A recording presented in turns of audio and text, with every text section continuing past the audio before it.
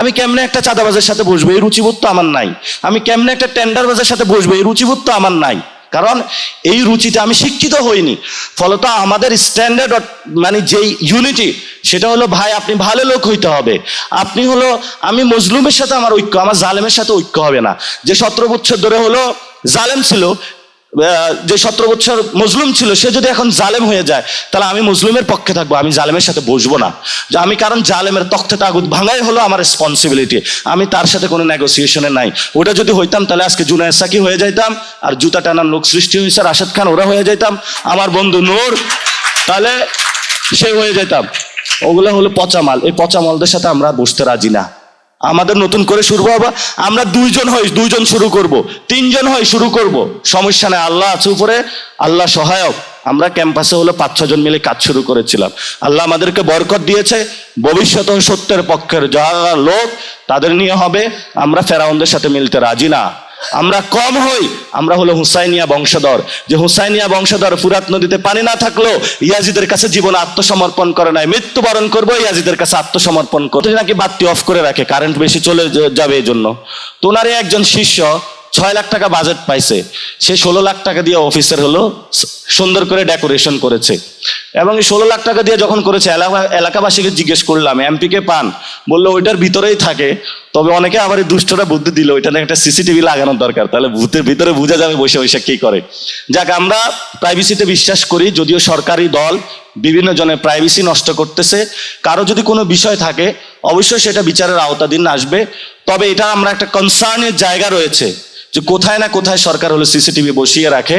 এই জন্য এই বিষয়টা হলো সরকার যাতে কারো প্রাইভেসি নষ্ট না করে, সেটাও আমাদের দেখতে হবে। তো এখন আমাদের তাহলে ভবিষ্যতের লড়াইটা কি? ভবিষ্যতের লড়াইটার জন্য এখানে কয়েকজন আছেন, ওনারা বলবেন।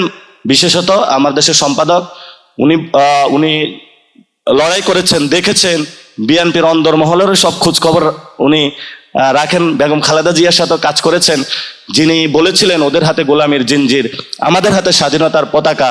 তো উনি স্বাধীনতার পতাকায় ধরে আছে, কিন্তু তার সন্তানের হাতে গোলামীর জিঞ্জির চলে আসছে। তো এদের হাত থেকে গোলামীর জিঞ্জিরকে ছিন্ন করে নতুনভাবে বাংলাদেশ আমাদেরকে সাজাইতে হবে। সেই সাজানোর আহ্বান জানিয়ে আমি আমার কথা শেষ করছি।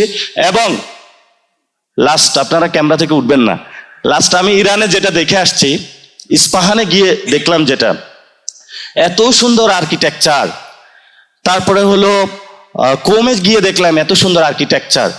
বাংলাদেশের যারা আর্কিটেকচার, এদেরকে শুধু ফিজিক্সে চলবে না, মেটাফিজিক্সে একটু যেতে হবে। অর্থাৎ সোর্স অফ ইন্সপাইরেশন কোথা থেকে আসে। পার্সিয়ান যারা আমাদের যে এই যে আপনার ভারতে এসে এত সুন্দর সুন্দর কুতুব মিনার থেকে শুরু করে এত ভবন বানিয়েছে। আমাদের চিটগং অথবা ঢাকাতে আমি যখন ওদের বিভিন্ন শহরে গিয়েছি, সব বাড়ি দেখতে একরকম। আবার এই মরক্কোতে যাবেন, এক ধরনের সিস্টেম। আমাদের সামগ্রিকভাবে এই ধরনের নীতিমালাগুলো করা প্রয়োজন। আমাদের সোর্স অফ ইন্সপাইরেশন কি হবে, আমাদের ইকোলজি সিস্টেম কি, আমাদের সামনে ক্লাইমেট চেঞ্জে আমরা কতটুকু ভালনারেবল অবস্থায় আছি, সেখানে আমাদের কি সামনে হবে। এই যে আশ্রয়ন প্রকল্প, এগুলোতে যখন পদযাত্রায় যায়, ঘরগুলো হলো পানির মধ্যে ডুবে আছে। কোথায় কোথায় নিয়ে ঘর তৈরি করেছে, ঘর আছে রাস্তা নাই, মানুষও নাই, জাস্ট ওইখানে হলো শেখ হাসিনা লুটপাট করেছে। তো ভবিষ্যতের এই লুটপাট এখনো শুরু হচ্ছে। এই যে জাকারিয়া তাহের সুমন, আমাদের বাড়ির কাছের একজন এমপি, তাকে হলো তারেক রহমান নতুন করে দায়িত্ব দিয়েছে পূর্বাচল, মানে ঢাকা এক্সপানশনারি। তো ঢাকা এক্সপানশন যাতে পুরান ঢাকার মতন নতুন করে আরেকটা এক্সপানশন না হয়, আমরা আশা করবো যে উনি ব্যবসা করুক, ভালো কথা, তবে হলে একটু ভালো করে করবে, এটা আমরা প্রত্যাশা করি। তো এই ধরনের অসংখ্য লোকরে দিয়েছে।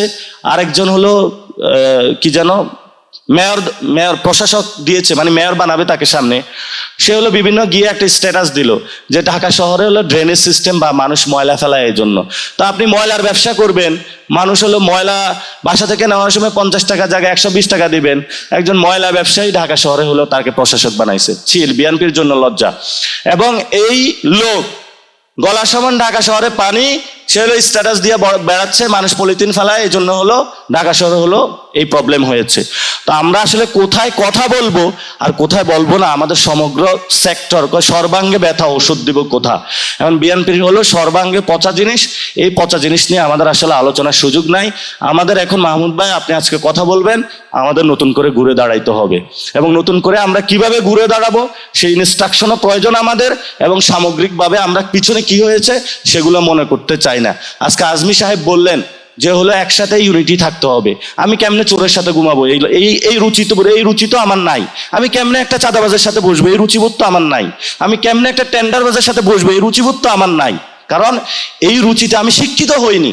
ফলত আমাদের স্ট্যান্ডার্ড মানে যেই ইউনিটি, সেটা হলো ভাই আপনি ভালো লোক হইতে হবে। আপনি হলো, আমি মজলুমের সাথে আমার ঐক্য, আমার জালেমের সাথে ঐক্য হবে না। যে 17 বছর ধরে হলো জালেম ছিল, যে 17 বছর মজলুম ছিল, সে যদি এখন জালেম হয়ে যায়, তাহলে আমি মজলুমের পক্ষে থাকবো, আমি জালেমের সাথে বসবো না। যে আমি, কারণ জালেমের তখ্তে তাগুত ভাঙাই হলো আমার রেসপন্সিবিলিটি, আমি তার সাথে কোনো নেগোসিয়েশনে নাই। ওটা যদি হইতাম তাহলে আজকে জুনায়েদ সাকি হয়ে যাইতাম, আর জুতা টানার লোক সৃষ্টি হয়েছে রাশেদ খান, ওরা হয়ে যাইতাম, আমার বন্ধু নূর তাহলে সে হয়ে যেতাম।